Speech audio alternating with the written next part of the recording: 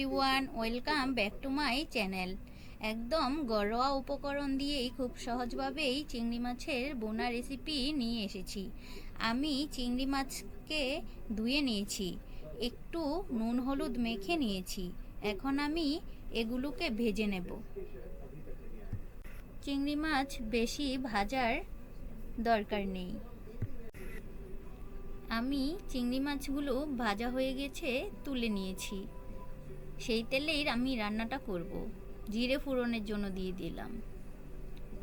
এখন পেঁয়াজ কুচি দিয়ে দেব। আমি সাথে পেঁয়াজ বাটাও দেব। আপনারা চাইলে আপনাদের পছন্দ মতো পেঁয়াজ বাটা নাও দিতে পারেন।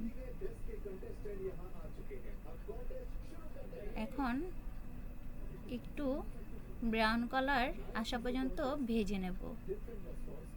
পরিমাণ মতো একটু লবণ দিয়ে দিলাম।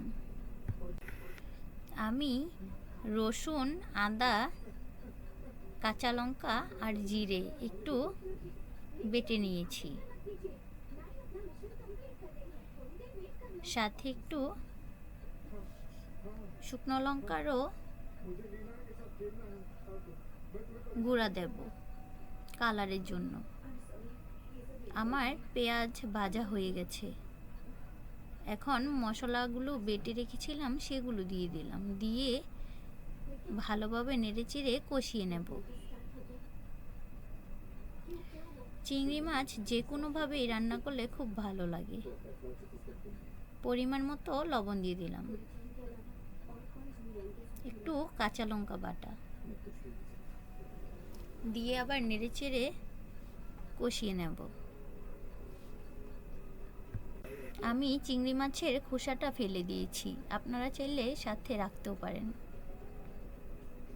আমার কষানো হয়ে গেছে। এখন ভাজা চিংড়ি মাছগুলো দিয়ে দেব। দিয়ে আবার নেড়েচেড়ে কষিয়ে নেব ভালো করে। এরকম চিংড়ি মাছ বোনা থাকলে গরম ভাতে স্বাদে আর কিছুই লাগে না। আপনারা বাসায় অবশ্যই বানিয়ে দেখবেন। পরিমাণ মতো জল দিয়ে দিলাম। জল দিয়ে আবার কিছুক্ষণ রান্না করে নেব, সেদ্ধ না হওয়া পর্যন্ত।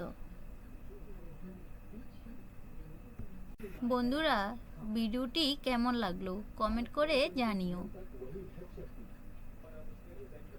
আর ভালো লাগলে লাইক কমেন্ট শেয়ার করে দিও।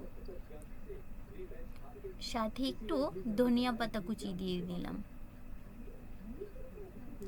দেখো বন্ধুরা, আমার চিংড়ি মাছ বোনাটা হয়ে গেছে। দেখো, দেখতে কত লোভনীয় হয়েছিল। গরম ভাতের সাথে তো খুবই ভালো লাগে চিংড়ি মাছ বোনা। যেভাবেই রান্না করবেন সেভাবেই মজা লাগবে। খুব অল্প সময়েই রান্নাটা হয়ে যায় চিংড়ি মাছ বোনা। বাচ্চা থেকে বড় সবাই পছন্দ করে চিংড়ি মাছ খেতে।